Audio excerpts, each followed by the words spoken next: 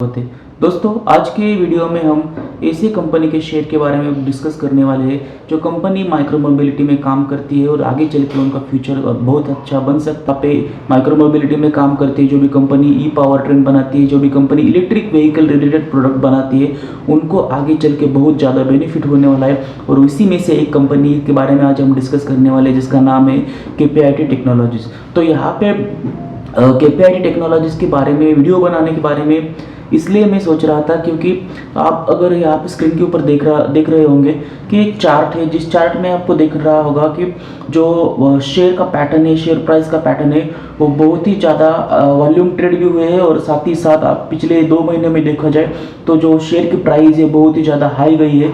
यानी कि एक साल में इस शेयर में बहुत ही ज़्यादा आप डिफरेंस देख सकते हैं। यानी क्योंकि उसका जो एक साल का 52 वीक्स का लो है वो सिर्फ 126 रुपीज़ है और एक साल का यानी 52 वीक्स का हाई है वो 801 रुपीज़ है। तो जिसके थ्रू आपको पता चल सकता है कि 126 रुपीज़ से 801 रुपीज़ तक यहाँ पे शेयर गया है। लेकिन इसके पीछे भी कुछ रीज़न है, ना कि क्योंकि बहुत सारी कंपनीज KPIT की तरह माइक्रो मोबिलिटी में काम कर रही है लेकिन उनका अभी तक शेयर इतना ज़्यादा गया नहीं है। तो इसके पीछे कुछ रीज़न है जो यहाँ पे हम देखने वाले हैं। सबसे पहला रीज़न तो यह है कि यहाँ पे एक स्क्रीन के ऊपर आपको एक न्यूज़ देख रही होंगी कि एक गोल्डमैन सैच की रिपोर्ट आया था, उसमें बताया गया था कि जो Goldman Sachs see 75% upside in KPIT technologies list out positive and negative stocks of 18.5%। तो उन्होंने एक रिपोर्ट बताया था, उसमें बहुत सारे डिस्क्रिप्टिव रिपोर्ट था, उसमें उसके अंदर उनके बताया गया था कि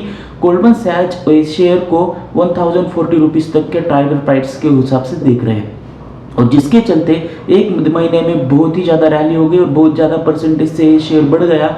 और यहाँ पे आप देख सकते हो कि जो शेयर की प्राइस है अभी टॉप मोस्ट जा चुकी है, 801 रुपीज़ को टच करके आई। साथ ही में हम की मैट्रिक्स यहाँ पे देखेंगे कि की मैट्रिक्स में यहाँ पे आप देख सकते हो कि पी रेशियो जो है वो 92.8 है और ये बहुत ही ज़्यादा पी रेशियो है। और EPS जो है 7.8 है और मार्केट कैप इस कंपनी की जो है 19,582 रुपीज़ का मार्केट कैप है। और जो मिड कैप कंपनी जो उसमें सेक्टरल रैंक उनका 16 है। मार्केट कैप इतनी ज़्यादा होने की वजह से यहाँ पे जो मार्केट शेयर प्राइस में उसमें मैनिपुलेशन होने की संभावना ज़्यादा नहीं है। उसके साथ इसकी फेस वैल्यू 10 है, तो आगे जाके शेयर और भी स्प्लिट हो सकता है और साथ में उसको आपको फ़ायदा भी बन सकता है।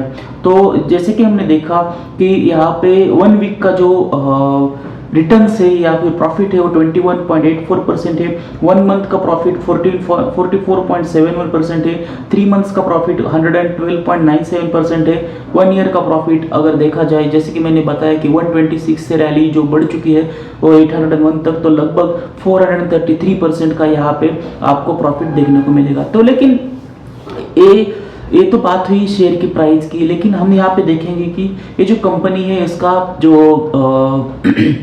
देखेंगे कि ये जो कंपनी है उसका जो टोटल रेवेन्यू है, ग्रोथ है, प्रॉफिट आफ्टर टैक्स कितना है इसके बारे में। तो स्क्रीन के ऊपर आपको दिखाई दे रहा होगा कि जो टोटल रेवेन्यू है वो 2019, 2020, 2021 यहाँ पे देखोगे तो 676 से लगभग 2021 में 2051 यानी कि लगभग 3 टाइम्स हाई उसका रेवेन्यू बढ़ चुका है। ये दोस्तों कि जो कंपनी है इसमें डेप्थ बहुत ज़्यादा नहीं है, थोड़ा ही डेप्थ है। और पिछले 4-5 सालों तक ये कंपनी जो है डेप्थ फ्री कंपनी थी। अभी तो फिलहाल थोड़ा डेप्थ है, लेकिन वो उसको उनके पास इतना कैश है कि उसको डेप्थ को कभी भी क्लियर करवा सकते, तो आप उसको डेप्थ फ्री मान सकते हो। और जिसके चलते एक अच्छी depth free mid cap company है।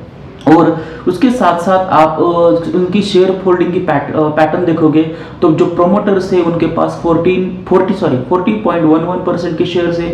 नॉन इंस्टीट्यूशंस के पास 26.24% शेयर है। म्यूचुअल फंड्स में 11.34% शेयर है। देखेंगे कि और चीज़ें यहाँ पे देखेंगे कि जैसे कि कंपनी का जो बैकग्राउंड है या उसकी वो कंपनी किस सेक्टर में और क्या क्या काम करती है। जैसे कि हमने स्टार्टिंग में बताया कि माइक्रो मोबिलिटी में काम करती है कंपनी, जो है 1990 में स्टार्ट हो चुकी है।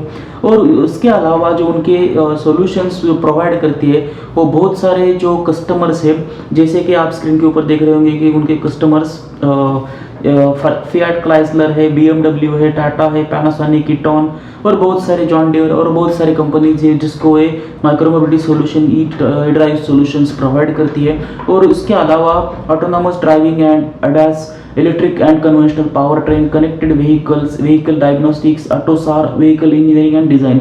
ये तो बात होगी कि शेयर प्राइस, शेयर के होल्डिंग्स, पैटर्न्स उसके बारे में। लेकिन यहाँ पे सबसे इंपॉर्टेंट चीज़ ये भी देखनी है कि कोई भी शेयर है सिर्फ न्यूज़ के बेसिस पे नहीं परचेस करना होता है। जो उसके फंडामेंटल्स है, उसकी हिस्ट्री है, उसकी बैकग्राउंड है, उसके प्रूफ प्रॉफिट या ग्रोथ करने के, आगे जाने की चांसेस कितने हैं, उसके प्रोडक्ट्स क्या है, उसके मैन पावर कितनी है, उसके ऊपर डिसाइड होती है। इंपॉर्टेंट चीज़ ये है कि जो इलेक्ट्रिक पावर ट्रेन और जो ऑटोनोमस ड्राइविंग एंड ADAS, ये जो सारी चीज़ें हैं वो आगे चल के, और माइक्रो मोबिलिटी, ये जो सारी चीज़ें वो आगे चल के बहुत ज़्यादा इंपॉर्टेंट है, क्योंकि इसमें ये सारा ऑटोमोबाइल का फ्यूचर अभी जाने वाला है। तो इसी वजह से इनके पास आगे जाने की क्षमता है। और उसके सारी चीज़ें डिस्कस की है कि कंपनी कैसी है, कंपनी की हिस्ट्री कैसी है, कंपनी के शेयर कैसे है, क्या आगे जाने की क्षमता है। तो इसकी बेसिस पे आप डिसाइड कर सकते हो कि ये जो कंपनी है इसमें आपको इन्वेस्ट करना चाहिए या नहीं चाहिए। इसके अलावा आपको भी ये कंपनी अगले 5 साल में किस तरीके से जाने की चांसेस लग रहे हैं, जो अभी हमने इन्फॉर्मेशन प्रोवाइड किया उसके ऊपर अभी वो कमेंट बॉक्स में कमेंट करके बता सकते हो। साथ ही साथ अगर अभी और भी किसी कंपनी के बारे में या शेयर के बारे में आपको जानकारी चाहिए तो आप कमेंट बॉक्स में कमेंट कर लो। यहाँ पे उसके ऊपर हम और भी डिटेल एनालिसिस के साथ और नया वीडियो बनाएंगे। उम्मीद करता हूँ दोस्तों वीडियो अच्छा लगा होगा। अगर अच्छा लगा है तो अपने दोस्तों के साथ शेयर कीजिएगा और इस चैनल को सब्सक्राइब करना ना भूलिए।